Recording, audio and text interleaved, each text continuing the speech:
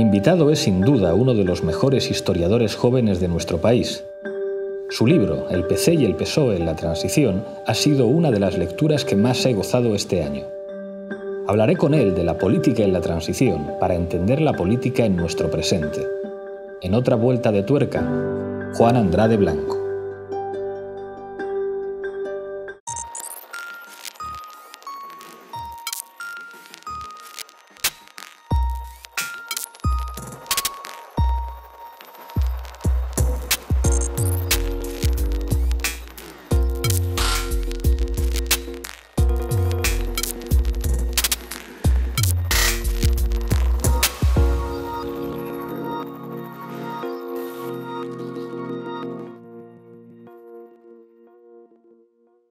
Juan Antonio Andrade Blanco, autor del PC y el PSOE en la transición, o en transición, es uno de los últimos libros que he leído que me ha entusiasmado. Muchísimas gracias por venir a otra vuelta de tuerca.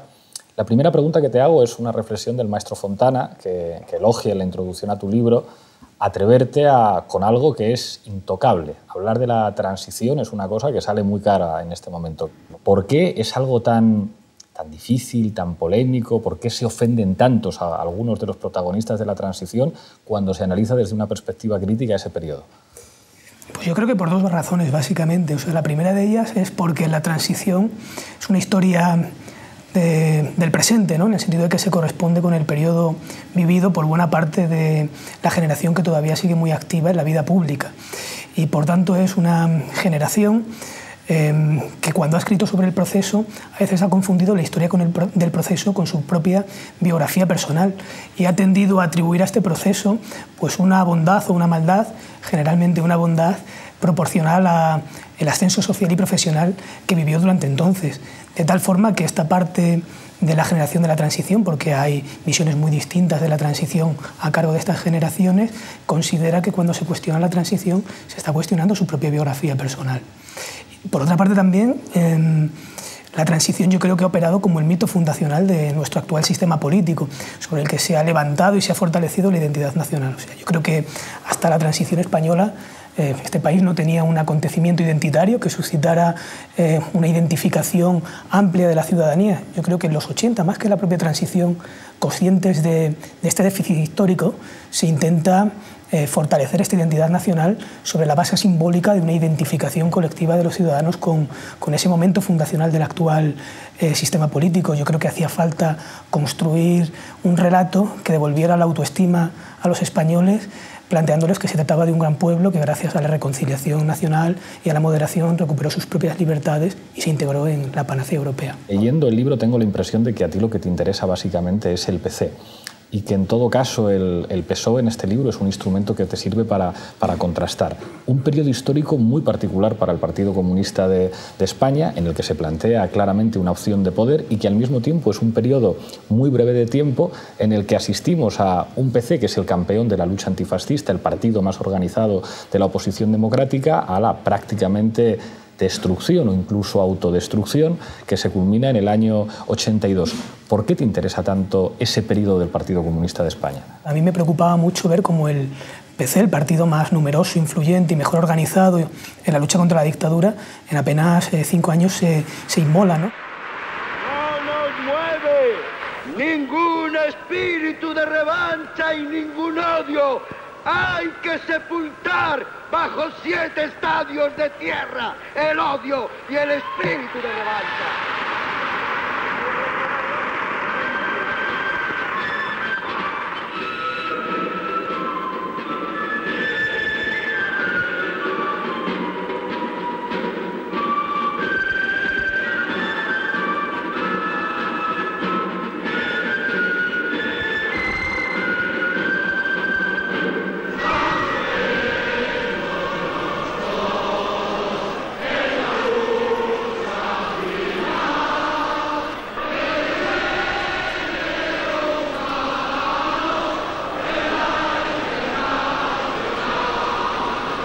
¿Cómo es posible que en tan poco tiempo se dilapide semejante capital?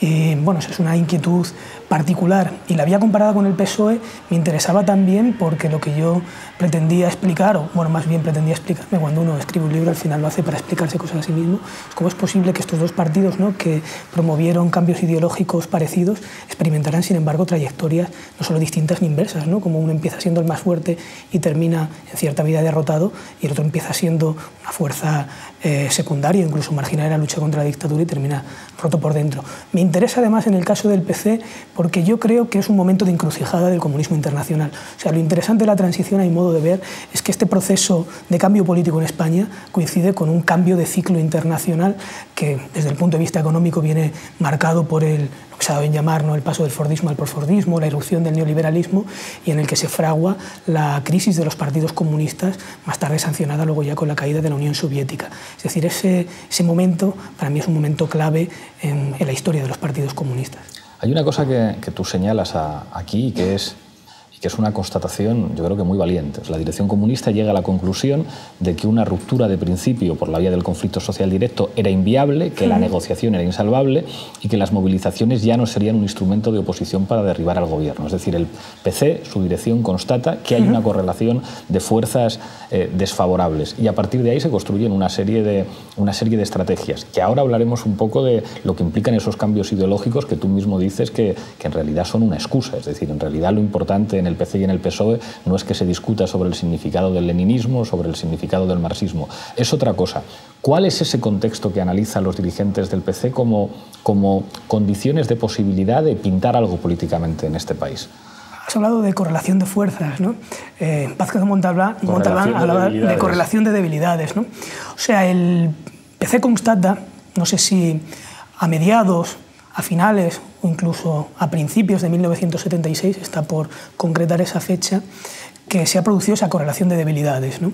Es decir, que el momento clave fundamental de la transición que explica su desarrollo posterior y el viraje del PC es cuando se constata que la oposición tiene la fuerza suficiente para bloquear el continuismo de la dictadura, pero que no tiene el respaldo social necesario para imponer la ruptura democrática. Y es ahí cuando el PC plantea que no queda otra opción que sumarse al proyecto reformista de Adolfo Suárez, planteando de manera, a mi modo de ver, un tanto ingenua, autocomplaciente, que gracias a esa implicación en el proceso reformista impuesto por el poder se podría llegar a los resultados rupturistas deseados por la oposición, como si los medios no comprometieran los fines, ¿no?, y como si con ello no cambiara la propia posición del PC, ¿no?, que pasa de ser el eje de la oposición a tener que luchar en unas condiciones muy, muy terribles, ¿no?, por su propia legalización. Hemos decidido colocar hoy aquí en la sala de reuniones del Comité Central, al lado de la bandera de nuestro partido, que sigue y seguirá siendo roja, la bandera con los colores oficiales del Estado. Claro, el debate, ¿se podría haber hecho otra cosa? Bueno, siempre se pueden hacer otras cosas en política, pero a mi modo de ver el problema del PC no es tanto lo que hace como cómo se lo plantea su propia militancia. Es decir, un repliegue puede ser una estrategia acertada en la guerra. Claro, pero ahí en tu libro hay un contraste enorme. O sea, cuando hablas de ideología, o sea, yo tenía la sensación de que va en dos direcciones. La ideología funciona para los militantes y ahí hay algunas cosas de metodología en tu investigación que tiene que ver con lo más decente de la última historiografía, que dice, mire usted, investigar también es investigar lo que pensaba la gente, lo que pensaban los militantes. Había momentos en que, cuando yo leía cómo analizabas las cartas de los militantes, los programas de las escuelas de la formación, se me venía a la cabeza un documental de los hermanos Bartolomé, que conoce seguro, después de Atado y bien atado y No se os puede dejar solos, en el que los protagonistas ya no son esos individuos que Victoria Prego nos dice que son los artífices de la transición, sino que vemos lo que hay por debajo. Y ahí efectivamente sí que funciona la ideología. Claro que los militantes del PC tienen ideología, claro que incluso los militantes del PSOE tienen ideología, y tú estableces ese contraste entre pues, los sectores que entran a militar en los años 30 y para los cuales el marxismo es un elemento, digamos, simbólico de su identidad, y los sectores que entran después. Pero después hay otra cosa, que es donde yo tengo la sensación de que tú reconoces que la ideología no opera, que es la cuestión de la política, es decir, de las direcciones de los partidos, que a la hora de diseñar estrategias, como te decía antes, lo de discutir del leninismo o lo de discutir del marxismo es un señuelo que tiene que ver con una serie de opciones tácticas para aspirar de alguna manera a tener un peso electoral distinto. Entonces, La pregunta sería, ¿hasta qué punto lo que tuvieran los dirigentes en la cabeza en términos ideológicos tuvo alguna influencia en las decisiones que tomaron? Porque efectivamente eso influye en los militantes, pero no influye en la toma de decisión de los dirigentes. Sí, así es en parte. Es decir, cuando, por ejemplo, Felipe González propone el abandono del marxismo de cara al 28 Congreso de 1978, lo que está haciendo es un golpe de efecto mediático en clave electoral, al igual que cuando Santiago Carrillo propone el abandono del leninismo. Es decir, lo que está es tratando de proyectar una imagen de moderación de cara a las futuras elecciones, y lo que está es tratando de ofrecer una garantía simbólica a los poderes fácticos y sobre todo a buena parte del electorado moderado de por dónde van a discurrir las líneas de actuación de su futuro gobierno. Se puede tomar a Marx como un todo absoluto, compañeros. No se puede. Hay que hacerlo críticamente. Hay que ser socialistas antes que marxistas. Lo que están tratando de hacer es, sobre todo, desideologizar el debate político, el debate electoral, toda vez que Adolfo Suárez en las elecciones del 79 apeló a la definición marxista del PSOE para meter miedo a una parte del electorado, y ese miedo surtió efecto, ¿no? Además, lo que hacen es inteligente, ¿no? O sea, porque lo que empiezan es a construir un nuevo discurso de cuño tecnocrático, ¿no? En virtud del cual los problemas del país, en lugar de expresarse en términos de intereses sociales contrapuestos que exigen al partido tomar partido, nunca mejor dicho, lo plantean en términos de problemas técnicos resolubles gracias a la intervención de los expertos, ¿no? Se trata de sacar el conflicto social del discurso para generar un nuevo discurso que epistemológicamente es falaz, pero que es muy movilizador, que es muy reconciliador y que permite construir una mayoría, porque además lo hacen moviéndose entre los dos extremos en los que se movió la mayor parte del electorado de la transición, que es la seguridad y el cambio. Es decir, queremos un cambio, efectivamente, pero un cambio que no entrañe riesgos. Y eso lo había desempeñado la UCD, pero la UCD se desploma y el PSOE de manera muy hábil ocupa en las elecciones del 82 ese espacio que la UCD ha dejado al descubierto. De todas formas, estos debates ideológicos sirven también dentro de los partidos para otra cosa. O sea, en el caso del abandono del leninismo en el PC, sirve también como una cortina de humo. Es lo que yo llamo, ¿no?, los usos estos tácticos de la ideología. Es decir, sirve como cortina de humo para regular el antagonismo que tienen con sus bases. Es decir, es una, no sé si una operación consciente, pero es funcional así objetivo, en el sentido de que el debate sobre el leninismo en 1978 sirve para eclipsar el debate sobre las decisiones que se están tomando en la transición, sobre los resultados electorales, que son muy modestos, y sobre la necesidad de renovar al equipo dirigente. Lo que se hace es dividir a los militantes en torno a una cuestión identitaria cuando podían haber conformado un grupo crítico al respecto de esas cuestiones más tangibles y materiales. Claro, que discutirá de otra cosa la gente, pero ahí hay un elemento que criticas tú muy bien, que es, digamos, cuando los instrumentos de análisis se convierten en religión y se dice, no, mire usted, que aplicar políticas neokeynesianas va claramente en una dirección gradualista hacia el socialismo, que es lo que Manuel Sacristán dice cuando critica el eurocomunismo, y dice, ¿y usted por qué? Y eso está claro, pero al mismo tiempo, que esa era una de las partes que a mí me fascinaba, te pone delante de un elemento que es crucial, y es ¿qué se podía hacer? Es decir, es verdad que Santiago Carrillo es incluso mucho más audaz que Felipe González a la hora de hacer operaciones mediáticas, como irse a Estados Unidos a decir que OTAN de entrada sí, a decir, anunciar desde Estados Unidos en un centro universitario el abandono del leninismo como algo que efectivamente no tiene nada que ver con lo que significa el leninismo, pero que tiene que ver con una serie de movimientos para tratar de presentarse como un partido que no dé miedo. O sea, tú citas un artículo de José María Carrascal en el que Carrascal dice, hombre, pero ¿cómo no se puede no estar de acuerdo con este señor? Pero claro, el problema es qué otra cosa podían haber hecho, porque hay también una serie de narrativas que tienen que ver con la extrema izquierda que presenta la transición como un problema de buenos y malos. Tenemos una militancia y un movimiento obrero que es una gente estupenda, un poco idiotas porque siempre eligen dirigentes terribles que les traicionan, y lo que básicamente ocurrió en la transición es que hubo una serie de dirigentes que traicionaron a las bases, que traicionaron a los movimientos sociales, y otra vez la hipótesis revolucionaria y de transformación se vio frustrada por el terrible chivo expiatorio. Esta narrativa ha funcionado en la izquierda siempre. ¿Qué otras opciones? Es decir, es verdad que esto es hacer historia-ficción, pero ¿podían haber hecho cosas muy distintas en aquel contexto? Lo que dicen esos relatos ultracríticos de la transición, ¿no?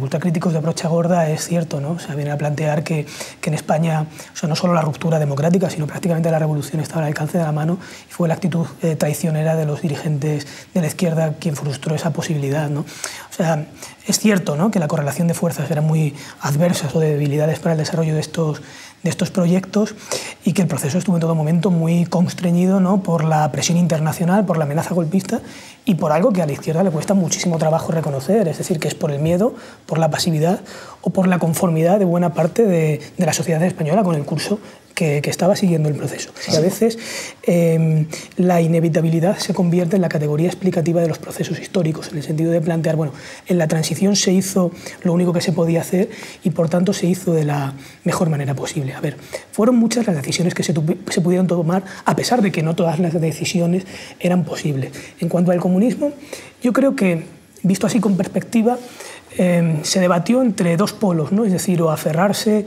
a las viejas recetas marxistas, leninistas del pasado glorioso que simplemente satisfacían los anhelos icónicos y no conducían a ninguna parte, o recalar en la socialdemocracia, que en estos momentos atravesaba también una crisis tremenda como consecuencia de la crisis, ¿no? Y en concreto el PC se vio enredado en una política inmediatista, ¿no?, que trataba de ser influyente a corto o medio plazo, participando de manera indirecta o indirecta quiero decir por la vía del consenso, en las decisiones gubernamentales. Lo que se estaba poniendo de manifiesto es que esta línea ya tenía poco recorrido y que además entrañaba mucho riesgo de asimilación. ¿Qué se podía haber hecho? Bueno, esto es complicado, ¿no? Yo no sé lo que se podría haber hecho. Sí sé que has citado a quien para mí es el gran pensador marxista, ¿no?, que es Manuel Sacristán. Manuel Sacristán venía a decir algo así, ¿no?, que la respuesta en estos momentos no era tanto el qué hacer de Lenin como el qué hacer mientras tanto, ¿no? De hecho, a su revista la llama mientras tanto. Es decir, ¿qué tiene que hacer un partido revolucionario cuando a todas luces en esos momentos no puede acometer un proceso de transformación radical de la sociedad? Pues él decía, bueno, primero, en este contexto de cambio internacional hay que hacer un estudio riguroso de los cambios. Luego hay que ir recomponiendo el movimiento por abajo que se ha ido desilvanando en este politicismo desaforado e incluir sobre todo las nuevas emergencias, ecologismo, pacifismo, feminismo. Hay que ir también, digamos, creando pequeñas experiencias a pequeña escala, no como islas, digamos, para satisfacer nuestros deseos, sino como anticipación a pequeña escala del orden que tú pretendes construir. Dice, no hay que renunciar a la toma del poder, pero hay que ir creando contrapoderes. Hay que recuperar el pulso ético que es ejemplarizante. Parece una vuelta a la prepolítica. Pero yo creo que a veces en los momentos de confusión lo único que te queda es agarrarte a los principios. Claro, pero eso se le puede pedir a un intelectual. Es decir, un intelectual puede decir, mire, a mí lo que me interesa es estudiar. E incluso me puedo sacar de la manga la carta de que no, vamos a ir construyendo las cosas por abajo, como si con militancia se pudiera contrarrestar a quien tiene poderes políticos efectivos, claro, y que tienen que ver con los poderes mediáticos. Entonces, es verdad que la carta de Sacristán, ¿quién puede estar en contra, ¿no? Vamos a fijarnos en lo micro, vamos a trabajar construyendo, como dices tú, no pequeñas islas, sino anticipaciones del futuro. Eso es precioso. Lo que pasa es que eso no compite con la televisión y eso no compite con las formas de existencia social y con espacios de socialización que tienen que ver con el poder político. Es un planteamiento aceptable para un intelectual, pero no para un político. Un político tiene que decir, bueno, yo tengo que estar en todos los espacios de poder a pesar de las dificultades. Y ahí es verdad que tú apuntas una cosa que es irónica si lo comparamos con el presente, y te quiero preguntar por eso.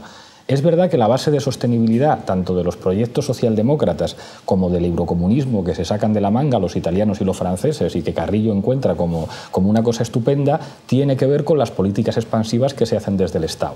Es decir, si hay cierta prosperidad económica, yo puedo hacer políticas redistributivas que al menos me permiten decir, mire usted, la lucha de clases tiene una cierta expresión sobre el Estado también. Si nosotros estamos en el Estado, mejoramos las condiciones de vida de la clase trabajadora y los derechos sociales y los niveles de vida de la gente. Claro, si tú planteas eso en el momento en el que se está produciendo la gran crisis y el giro del paradigma neokeynesiano al neoliberal, es que todo te sale mal en la vida. Sin embargo, da la impresión de que en este momento, en el que no hay organizaciones políticas con tradiciones militantes comparables ni de lejos a aquello, lo que parece que está agotado es lo contrario.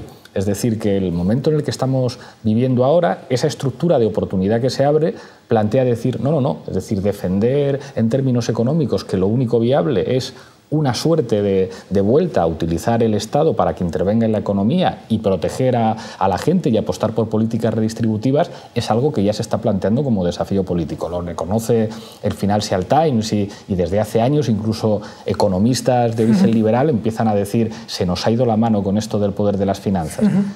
¿Que hacer políticas redistributivas tenga algo que ver con el socialismo? Pues eso te lo puedes inventar y tú puedes decir que subir las pensiones es una fase que camina hacia la transformación socialista de la realidad, que es como sacarte un conejo de la chistera. Pero claro, es que la política no la definen los intelectuales, la definen en última instancia las correlaciones de debilidades o de fuerzas. Entonces, vuelvo con la misma pregunta.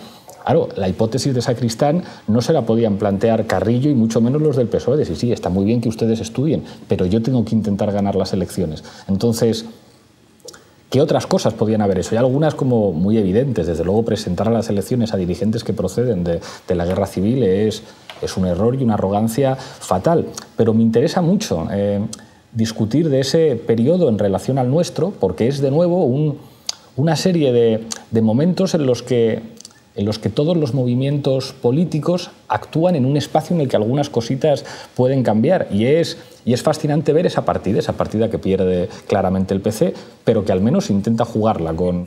Lo que yo creo que hay que distinguir son dos cosas, ¿no? Es decir, aquellas decisiones que se tomaron porque estaban muy constreñidas por esas limitaciones de las que hemos hablado antes, pero también hubo una práctica frecuente que consistió en hacer del contexto una coartada, ¿no? Es decir, tratar de justificar decisiones apelando a lo difícil que eran las circunstancias. Yo creo que hubo algunas decisiones que fueron erróneas en el sentido de que generaron tal tensión interna en el partido que al final del proceso yo creo que cuando Santiago Carrillo trata de ir muy lejos, mira hacia atrás y dice, vaya, pero si es que lo que me he dejado por detrás completamente desilvanado ha sido a mi organización, que era precisamente donde radicaba mi fuerza, ¿no? En la presencia que esta organización tenía en el tejido social.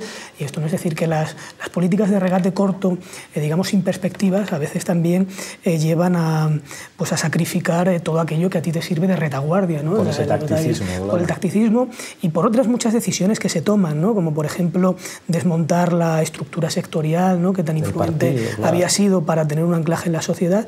Y bueno, hay muchas decisiones, ¿no? Tú has hablado, por ejemplo, de tenemos que presentarnos a las elecciones y cuando tenemos que presentarnos a las elecciones hay que desarrollar una política comunicativa importante. El PC no tiene una política de comunicación importante, entre otras cosas porque no tiene instrumentos para ello. En la transición lo que se produce en cierta medida es salvando o matizándolo mucho, una virtualización de la política, ¿no? Por la cual la política se desplaza en buena medida del conflicto social al debate mediático, ¿no? Y esto es muy perjudicial para un partido como el PC. Tú analizas a la UCD y la UCD tiene, bueno, además de la televisión, que era lo fundamental en aquel momento, televisión única, huelga recordar, ¿no? Todo el aparato mediático heredado de la dictadura, las simpatías de Diario Ya, Alianza Popular tenía la afinidad de ABC, el PSOE tenía entre Diario 16 y El País, y el PC no tenía nada, ¿no? Intentó convertir el Mundo Obrero en diario como la fue un desastre económico. Bueno, La Calle, auspiciada por Teodulfo Lagunero como semanario, tampoco surtió efecto. Entonces, la pregunta que tú te haces, vale, estás compitiendo en términos de comunicación y en gran medida condicionas tu estrategia a una política efectista, ¿no? Que puede parecer ingeniosa o hábil a corto plazo, pero que al final resulta un desastre, ¿no? Porque todos esos golpes de efecto que tú estás tratando de hacer no solo es que te limitan estratégicamente, no solo es que generan una tensión tremenda dentro del partido, sino que además son constantemente desacreditados, con independencia de su autenticidad o no, por los medios, ¿no? Es decir, es que tú no puedes desarrollar una política de comunicación fuerte si no tienes instrumentos para ello, es decir, no puedes construir la casa por el tejado.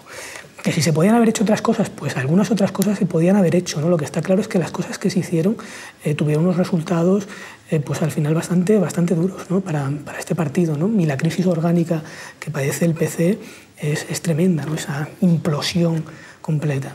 Todos esos elementos que estás describiendo, en los que aparecen, por una parte, los medios de comunicación que construyen el relato de la transición y un relato de la transición que se termina convirtiendo en un mito además nacional. que establecen además las condiciones de posibilidad de los actores políticos.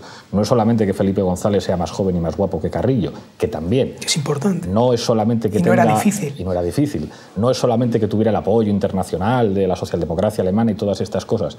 Es que además existen toda una serie de relatos y una serie de periódicos fundamentales, en particular El País, que es el gran periódico del nuevo régimen político, que le abren el espacio. Pero claro, cuando llevas ese contexto a un contexto como el actual, que es completamente distinto y al mismo tiempo, de nuevo, es un contexto de apertura de estructuras de oportunidad política, ves por una parte que los medios de comunicación siguen siendo fundamentales, pero no operan en una dirección de cambio, y ves al mismo tiempo que no hay una emergencia de nuevas, digamos, élites, de gente muy joven, de 20 y tantos, 30 años, que se convertirán en los referentes durante la transición y que ahí siguen. O sea, que es que siguen siendo los jefes a día de hoy. En política gana quien define el tablero de juego. Y cuando nosotros hablamos de centralidad del espacio político, lo que decimos, esto de dividir el espacio político entre izquierda y derecha, al final es mentira para entender cómo funciona la política y cómo puede operar el cambio político. Entonces, claro, como historiador que conoces también un terreno de combate tan complejo como es el de la transición, ¿cómo ves lo que está pasando ahora? Bueno, lo que decías de cómo miramos los historiadores del pasado, ¿no? Yo creo que el historiador debe moverse entre el ideal, que no deja de ser un ideal regulativo, de explicar el pasado de sus propios parámetros, ¿no? Desde los parámetros del pasado, pero que es un ideal, es un principio regulativo, y al mismo tiempo, sin ser ingenuos, y reconocer que toda historia es historia contemporánea en el sentido que se hace, o historia del presente en el sentido que se hace de las expectativas, los anhelos, las frustraciones o las voluntades del presente, ¿no? Yo creo que vosotros en ese sentido lo estáis haciendo de manera muy funcional, muy efectiva, ¿no? Es decir, porque los debates sobreideologizados, los debates nominativos en torno a identidades ideológicas puras, al fin y al cabo lo que hacen es atar a la gente a sus viejas lealtades partidarias, y eso es lo que a vosotros os interesa precisamente romper, claro, para construir una mayoría. Está todo, ¿no?, el pescado vendido. Claro, efectivamente, o sea, desideologizáis el discurso y cohesionáis a un electorado potencialmente mayoritario en torno a ideas que presentáis de sentido común en términos gramscianos, ¿no? que son asimilables más allá de esas identidades encorsetadas, ¿no?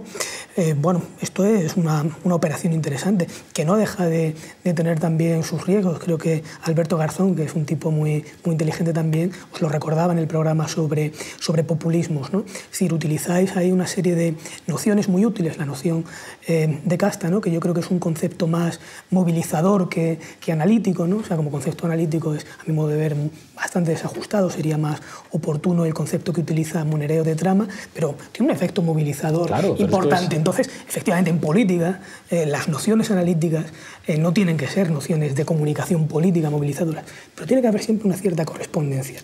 En vosotros está por ver si esa correspondencia se sostiene, ¿no? Los adversarios quieren eso, quieren una izquierda que diga Tercera República, quieren una izquierda que diga John la hoz y el martillo, y quieren una izquierda que en última instancia transforma un mecanismo de análisis de la realidad, que es el marxismo, en una suerte de religión.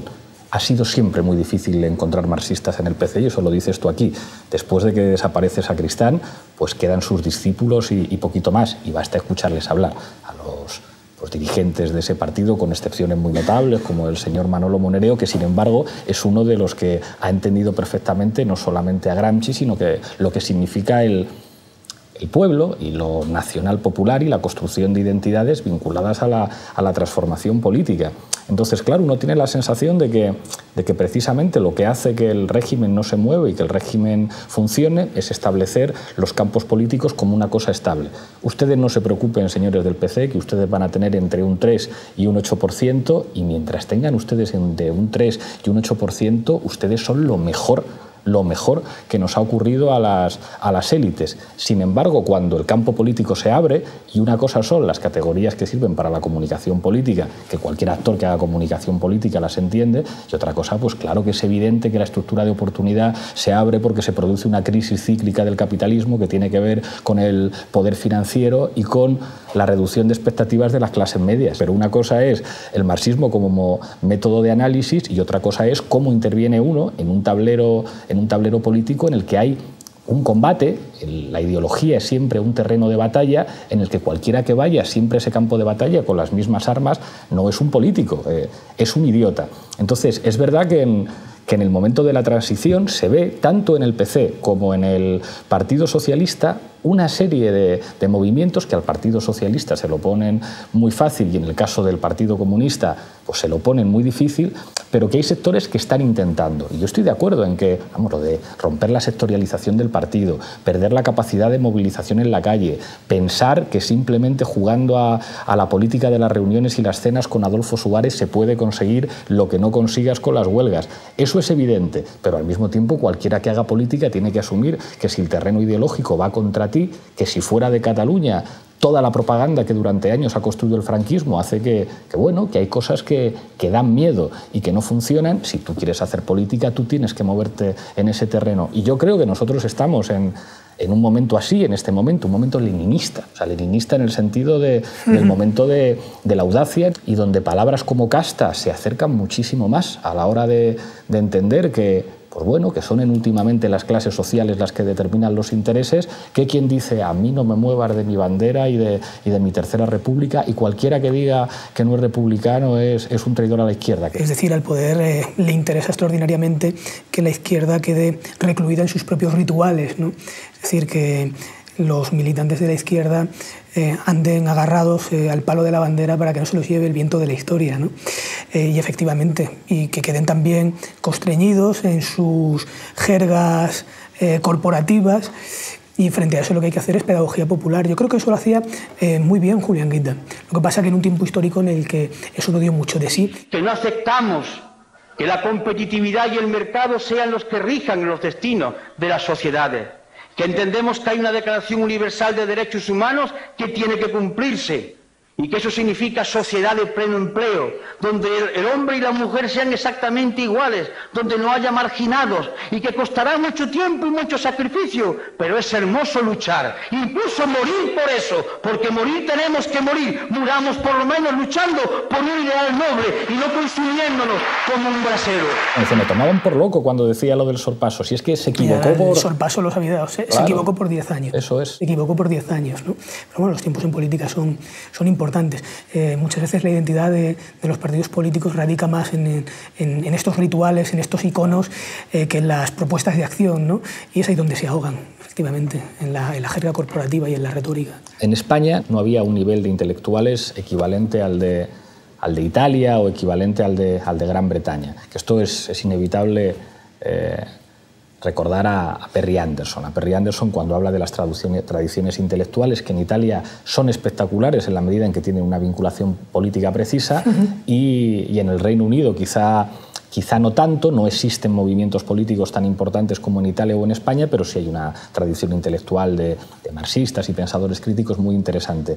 En España sí hay niveles organizativos, incluso en condiciones de dictadura, muy interesantes, pero el páramo intelectual, tanto en, digamos, los sectores más cercanos al PC como cercanos al PSOE, es enorme. ¿En qué medida, digamos, esas carencias o esas escaseces de materia gris en España determinan, digamos, la conducción de los procesos?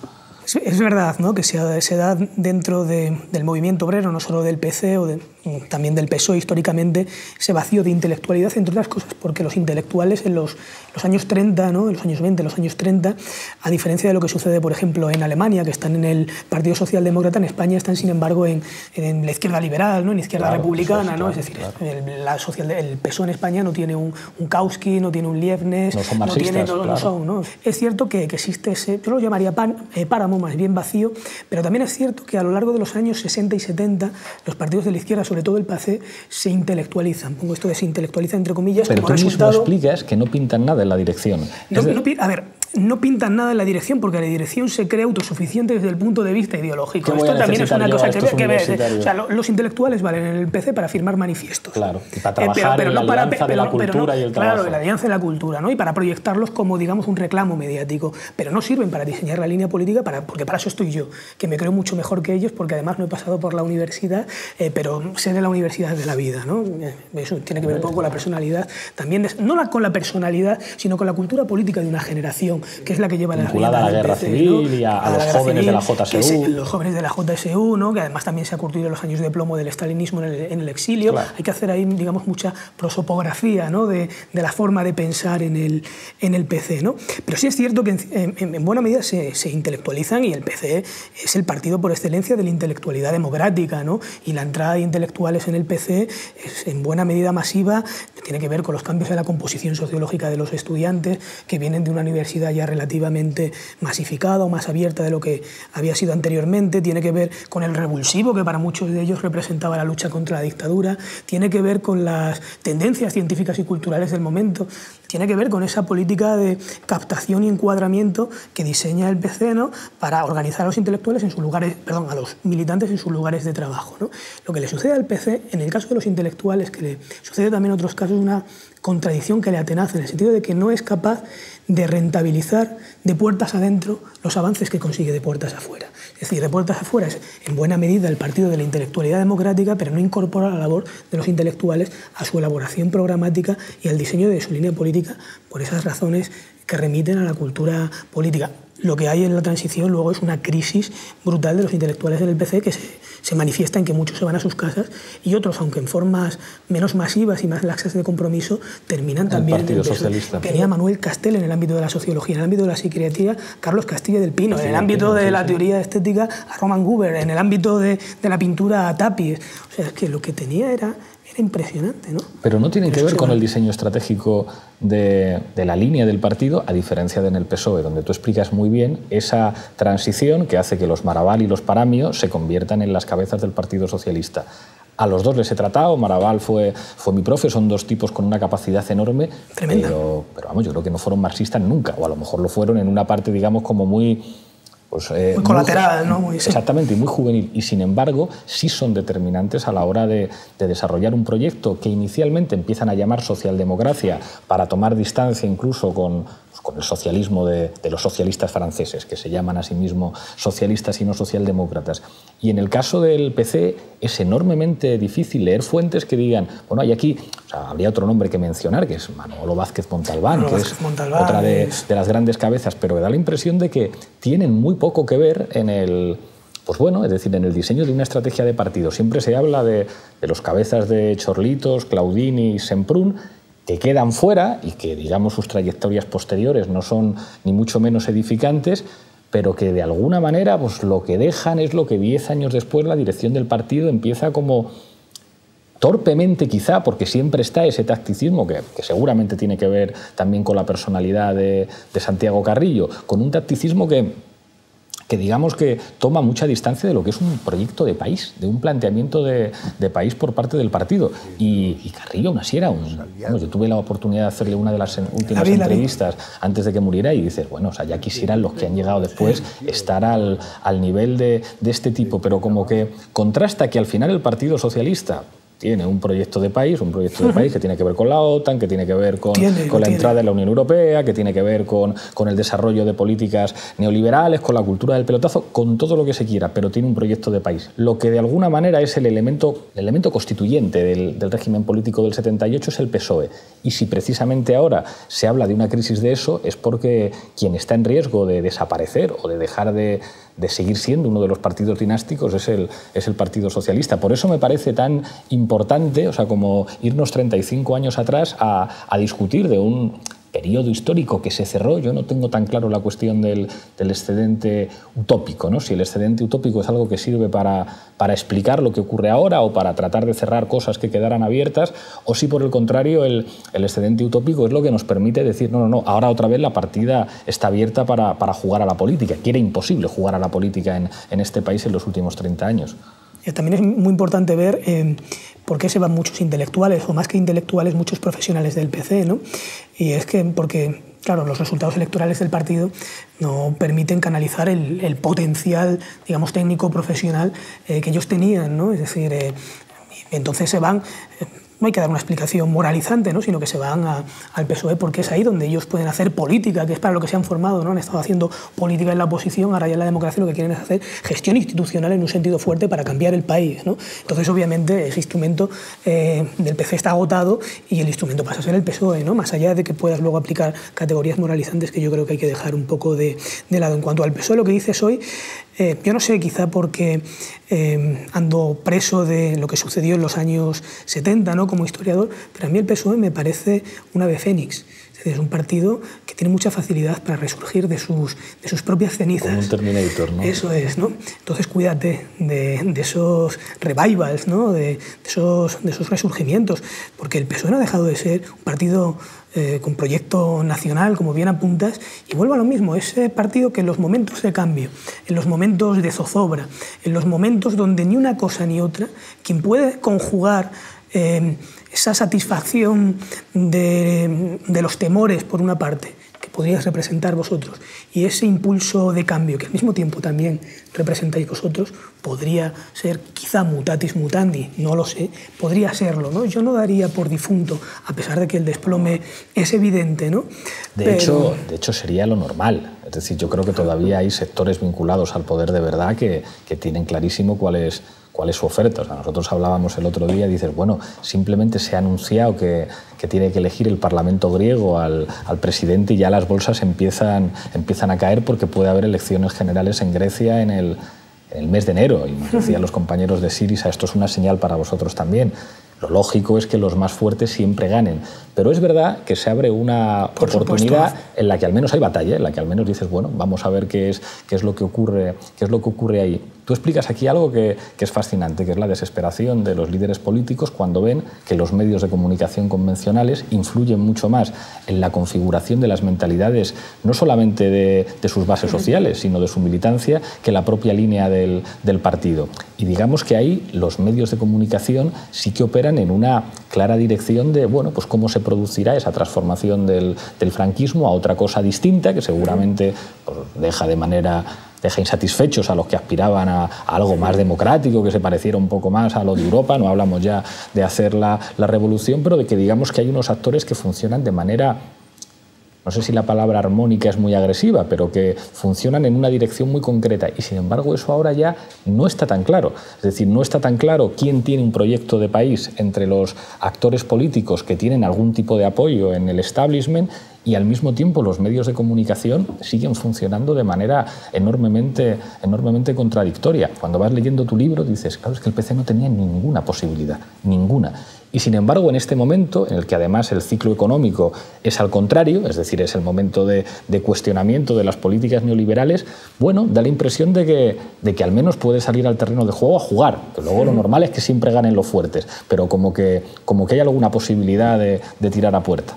Por supuesto la hay. Hay una brecha mediática actualmente que yo creo que vosotros estáis utilizando muy bien, en concreto tú, ¿no? Digamos como figura carismática, ¿no? Y con proyección mediática de Podemos, pero además también hay otros cambios, ¿no? Que es la irrupción de las nuevas tecnologías y la posibilidad de crear una información alternativa por abajo, y eso además conjugado con la propia iniciativa de los círculos, ¿no? Yo creo que esos tres niveles, ¿no? De tu presencia en los medios de comunicación masivos y convencionales, por decirlo de alguna forma, donde se ha abierto brecha, ¿no? Donde hay contradicción entre unos y otros, más en las redes sociales, más la iniciativa de los círculos, pues está un poco en vuestro éxito. Es en la transición, desde el punto de vista mediático, yo creo, así me parece que lo apunto en el libro, que se pasa de la censura al consenso, es decir, de la prohibición expresa de lo que se puede decir al acuerdo tácito de todo lo que se debe decir. Es decir, yo creo que... Eso es tremendo. Cuando cuentas cómo defienden todos a González cuando pierde el Congreso todos los medios dicen, ¿cómo os habéis atrevido? ¿Qué altura cuando quería dimitir? Claro, es que los medios de comunicación hacen suyo el discurso del consenso de la etapa central de la transición, ¿no? Penalizando muy duro a aquellos que osan transgredirlo. Y en este sentido leen muy bien la crisis del marxismo en el 28 Congreso de 1979, porque la defensa del marxismo que sale victoriosa es realmente la expresión superficial del malestar de muchos militantes por el curso que está siguiendo la transición. Entonces es, digamos, una enmienda a la transición, y los medios de comunicación, que son muy inteligentes, lo interpretan como un cuestionamiento del proceso y leen la crisis del partido como una crisis nacional, y acuden todos con independencia de su perfil ideológico, en auxilio del sector encabezado por Felipe González, en unos casos de unanimidad y apasionamiento más extremos, o el más extremo que se da en la transición. Yo, muy modestamente, creo que eso, analizando día a día los medios de comunicación, y aunque suene muy solemne, yo creo que eso lo he demostrado en el libro, ¿no? Es decir, emerge la figura de Felipe González como prototipo de político honesto, dispuesto a dejar el poder por sus firmes convicciones. Los críticos son unos desestabilizadores que, sobre texto de un debate ideológico, han generado casi una crisis de Estado, y el debate marxismo sí, marxismo no, que en realidad es una disyuntiva entre socialismo, socialdemocracia, o por dónde debe ir la política del partido, se transpone en los medios como un debate entre casi Unión Soviética o democracia, ¿no? Y obviamente quien representa la democracia es Felipe, ¿no? Eso es importante. Somos un partido marxista porque entendemos el método científico de conocimiento, de transformación de la sociedad capitalista a través de la lucha de clases como motor de la historia. Creo sinceramente que en este Congreso, Felipe González ha sufrido una derrota moral. Puede criticar al Felipe González, que es consejero de Administración de Gas Natural, al Felipe González que dice yo pude volar a la cúpula de ETA en Vidar, pero hay del que se atreva a meterse con el Felipe de finales de los 70 y principios de los 80. Eso se ha construido como algo que es absolutamente intocable en este país. Y gran hombre de Estado. Claro. Que vete tú a saber qué significa eso de ser un gran hombre del Estado, que tiene el Estado en la cabeza, claro, y estas cosas. Pero son mitos. Es una sublimación, claro, son mitos que operan, ¿no? O sea, si la transición es, digamos, el mito fundacional de nuestro actual sistema político, pues González y otros son sus figuras ejemplares, ¿no? Queremos cambiar la sociedad y queremos cambiarla al ritmo que el pueblo marque, porque nuestro partido es un partido del pueblo, para el pueblo y que nace del pueblo. Queremos remover las bases de la injusticia y podemos hacerlo. Podemos hacerlo con el esfuerzo consciente de todos los ciudadanos. Y lo vamos a realizar. Vamos a conseguir cambiar esta sociedad hacia una sociedad libre, hacia una sociedad justa. González fue un político, por supuesto, extraordinario, un animal político, ¿no? Indudablemente, pero con todo a favor. Con todo a favor, bueno, con los respaldos internacionales, o sea, eso es importante, ¿no? Esas dimensiones internacionales de la transición, más allá de las teorías conspirativas, que bueno, no sé quién decía teorías conspirativas, sí son buenas, ¿no? Los estados conspiran, es su función, ¿no? Pero el apoyo internacional al socialismo es importante por la vía de la internacional socialista, ¿no? Pero más allá de los maletines, que es importante, ¿no? Lo que está por analizar es que el respaldo de la Internacional Socialista suponía el certificado de autenticidad socialista para el PSOE frente a otros partidos socialistas que eran muy importantes y muy potentes en otros lugares del país. Pero suponía sobre todo la equiparación simbólica con los potentes partidos socialdemócratas europeos que estaban gobernando ni más ni menos que en Alemania con Willy Brandt, y eso confería un prestigio extraordinario, ¿no?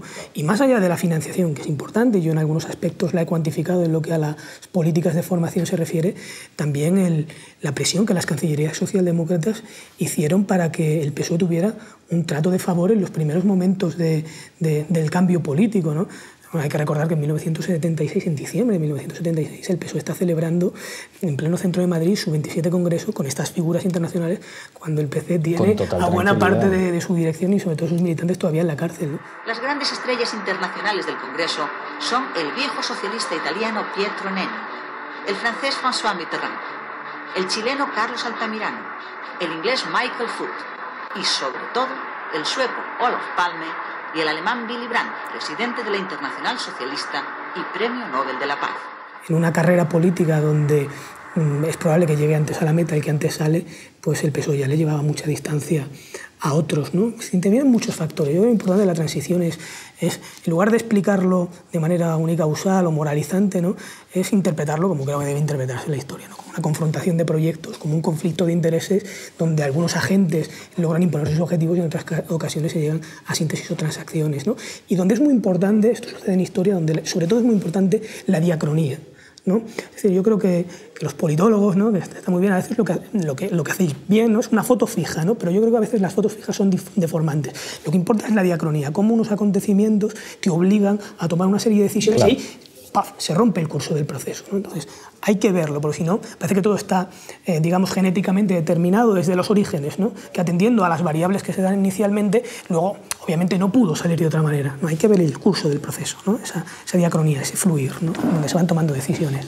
¿Cómo interpretas el contraste entre las sociedades civiles? Es decir, hay un argumento fundamental que es 1976, el propio Marabal tiene un estudio sobre la conflictualidad obrera. Es impresionante que en el año 1976, sin derechos y libertades sindicales, sea el año de mayor número de huelgas. Y de huelgas además vinculadas a estructuras sindicales con una orientación política muy concreta. Eso contrasta con algo que se produce en este país hace poco, que es el 15M, que es lo contrario a una movilización social que tenga que ver con estructuras sindicales y políticas, y que plantea un escenario de relación de los actores políticos con la sociedad civil completamente distinto. Porque claro, cuando ves el documental de los hermanos Bartolomé, dices, bueno, a lo mejor no era la mayoría del país, pero había una serie de sectores que se movilizaban que eran muy importantes y que tenían, digamos, unas esperanzas y unas voluntades políticas de cambio muy específicas.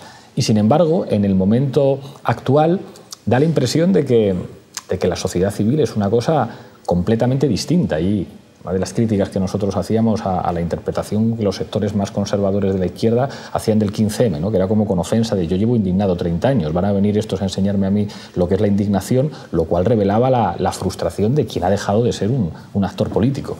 1976 es el año clave de la transición, ¿no? Y es, como apuntas, el año en el que la Organización Internacional del Trabajo declara que España es el país donde se han perdido un mayor número de horas en conflictos sociales, ¿no? Luego la conflictividad decae en cierto sentido, ¿no? O sea, la conflictividad del 76 es, digamos, una conflictividad que tiene una dimensión política muy fuerte. Si acaso se puede establecer una división entre conflictos sociales y conflictos políticos. Claro, en un marco de ausencia de libertades, esos conflictos sociales que surgen en las fábricas se politizan enseguida porque no encuentran cauces orgánicos, ¿no?, para desarrollarse. Pero es una movilización donde los actores convergen pidiendo en última instancia, digamos, mejoras sectoriales o corporativas, si me apuras, pero lo que exigen al final es la democratización completa del país. Luego es cierto que la conflictividad va declinando en cierto sentido, aunque es una conflictividad social muy fuerte como consecuencia de la crisis económica y los despidos que se están produciendo, pero sobre todo producida en las fábricas, confinada en pequeñas unidades. Porque lo que el PC hace, y le dice a comisiones obreras, concretamente a Marcelino Camacho, es decir, bueno, huelgas en las fábricas sí, pero huelgas nacionales con dimensión política no, porque desestabilizáis la estrategia que estamos desarrollando, ¿no? Claro, yo creo que también lo que le sucede a la izquierda de la transición del problema no es tanto lo que aprueba como lo que sacrifica, ¿no? Y en cierta medida lo que se sacrifica es una parte de esa ilusión colectiva, de esa energía social acumulada, ¿no?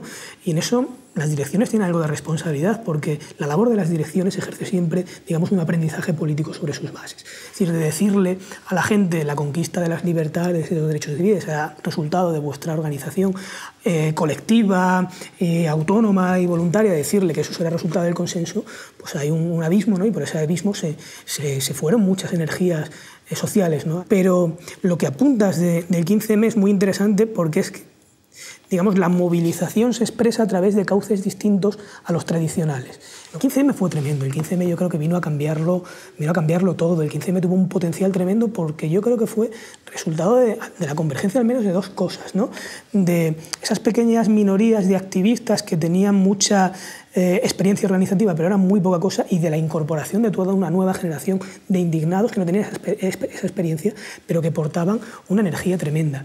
Y el 15M lo que genera es una sensación de empoderamiento extraordinario, en el sentido de que el 15M fue en buena medida la conversión masiva de un acto de desobediencia civil que tradicionalmente era minoritario, como es la ocupación de los espacios públicos, un acto de desobediencia civil masiva. Y esto es casi el tercer principio de la dialéctica, ¿no? Cuando lo cuantitativo se convierte en cualitativo, eso ya es otra cosa.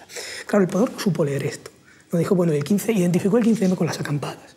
Bueno, pues una vez desaparecieron las acampadas, una vez desaparece la indignación, el malestar y el conflicto social.